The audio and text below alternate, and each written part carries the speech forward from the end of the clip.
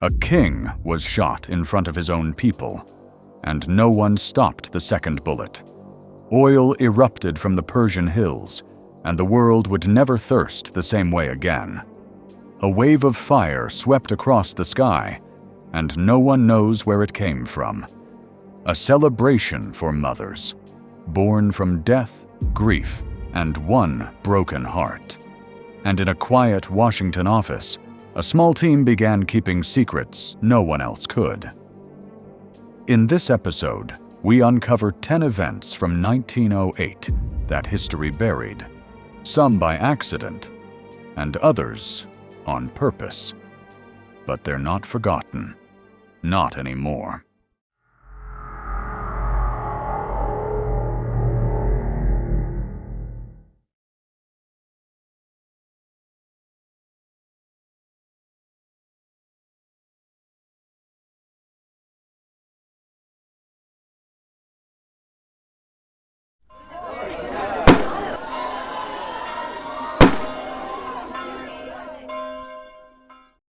It was a peaceful afternoon in Lisbon. The king's carriage rolled through the square. But someone was waiting. The first bullet shattered the calm. The king barely had time to look up. The second shot struck his neck. The third, his son. Queen Amelie tried to fight them off, swinging a bouquet like a sword. Within seconds, 2 assassins were dead, and so was Portugal's monarchy. Carlos first became Europe's last reigning monarch to be assassinated, and his death shattered a fragile empire already leaning toward revolution. But while one empire mourned a king, another world was quietly being born, deep beneath the soil of the Persian desert.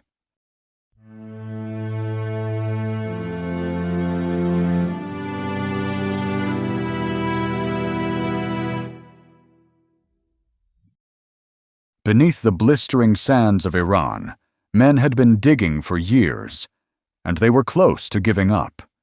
But on May 26, 1908, the earth gave way, and the world was never the same again.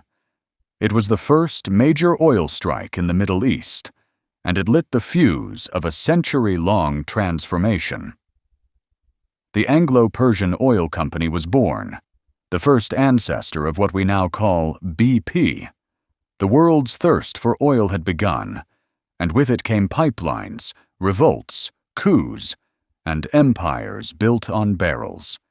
It started as a single strike in Persia, but within decades, oil would redraw the map of the entire world. From oil fields to flower shops, from contracts to handwritten cards, another quiet revolution was beginning. This one, from a daughter's heart. To every mother who gave her heart so we could live ours. In a quiet town in West Virginia, a woman stepped onto the church altar, her hands trembling, and a photo clutched to her chest.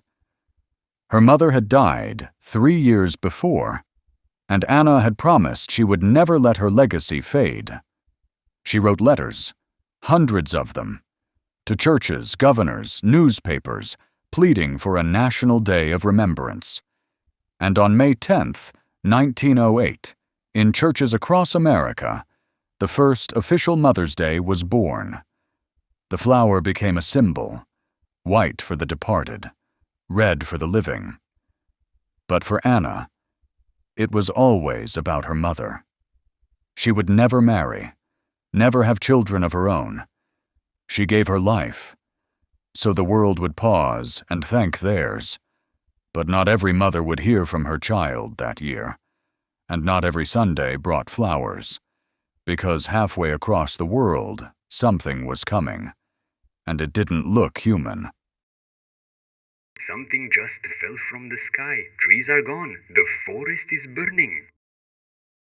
In the early hours of June 30th, 1908, the sky over Siberia lit up like the sun, and then it exploded. A fireball streaked across the sky, brighter than anything ever recorded. And then, silence. Then came the shockwave.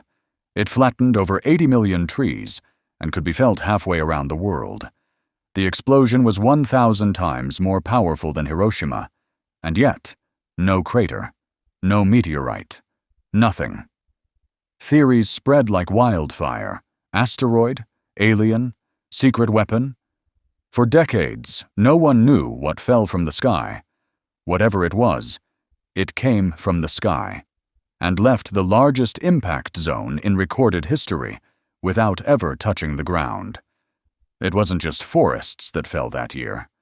Across the ocean, governments were bracing for unknowns, and a letter arrived, calling for something new: a National Bureau of Investigation.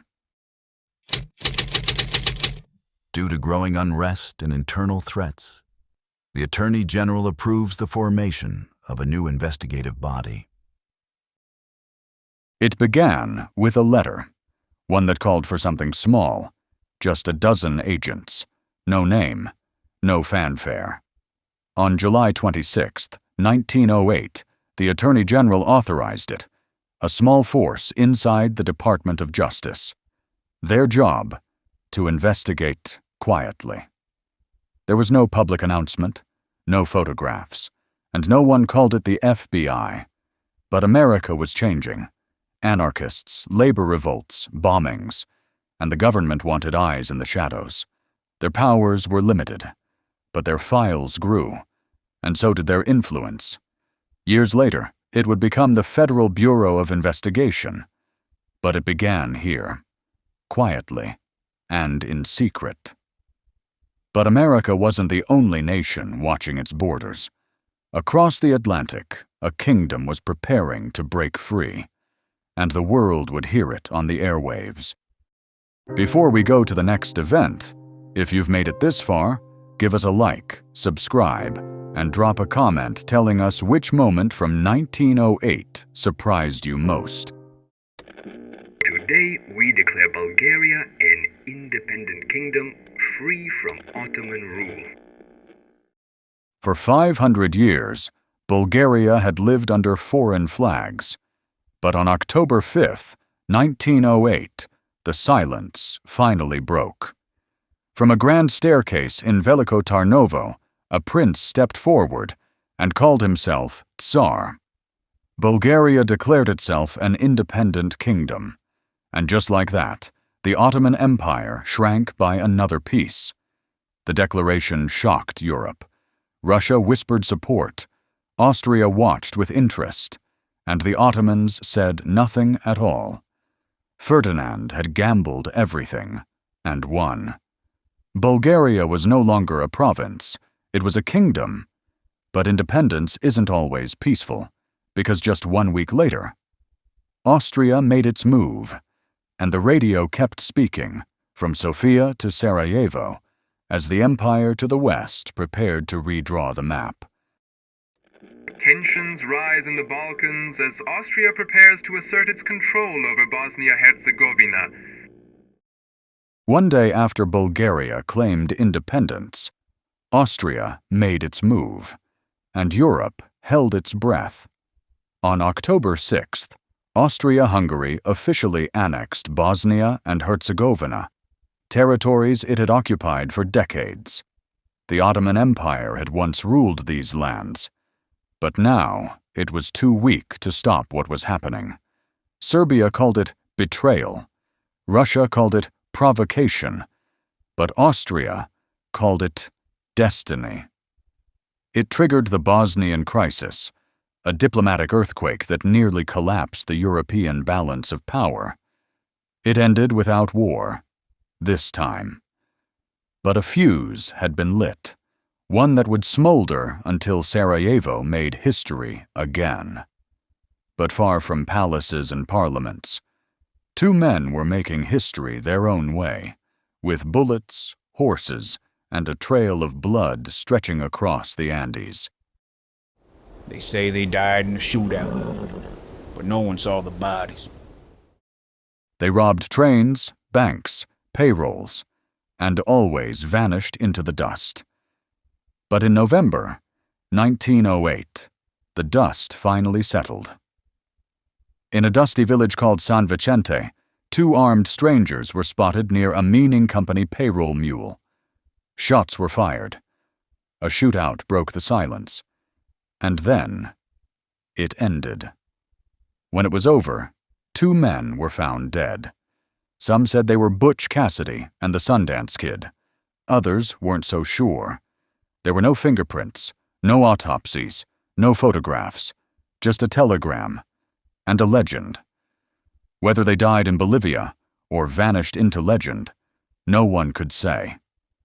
But the guns finally went quiet.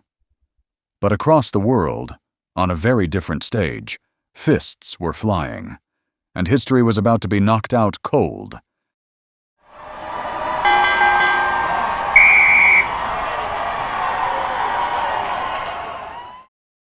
He was born in Galveston, Texas, a black man in Jim Crow America, and told he'd never be champion of anything.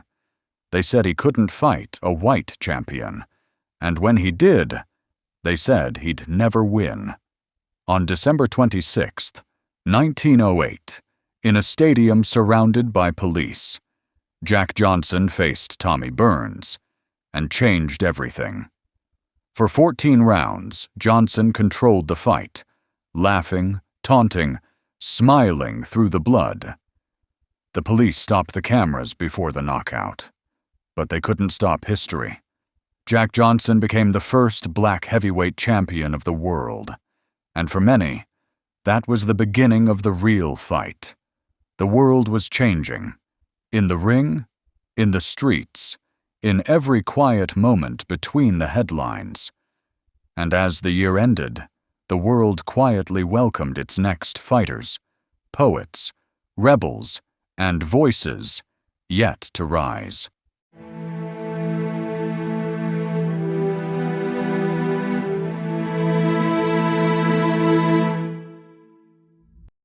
Born on April 28, 1908, Oskar Schindler would one day be called a Nazi and a hero. A man who used his privilege to save over 1,000 Jewish lives during the Holocaust. He wasn't perfect, but his list became a monument to humanity. Also born this year, Lyndon B. Johnson, who would become the 36th President of the United States. He signed the Civil Rights Act into law and tried to build what he called the Great Society. His legacy remains contested, but the changes he made still shape American life. Grover Cleveland died in 1908, the only U.S. president to serve 2 non-consecutive terms. He believed in small government, fiscal restraint, and doing what was right, even when it cost him power. And in the Forbidden City, one of the most powerful women in Chinese history passed away. Empress Dowager Cixi. She ruled from behind a silk screen for nearly half a century. Some call her a visionary, others a tyrant, but no one questions her impact. These were just the first 9 stories from 1908, and the world isn't done turning. If you missed our 1907 episode, tap the card on screen. It's one of our most powerful yet. And if this journey moved you, don't forget to like, comment, and subscribe. Thank you for traveling through time with us. We'll see you in the next chapter.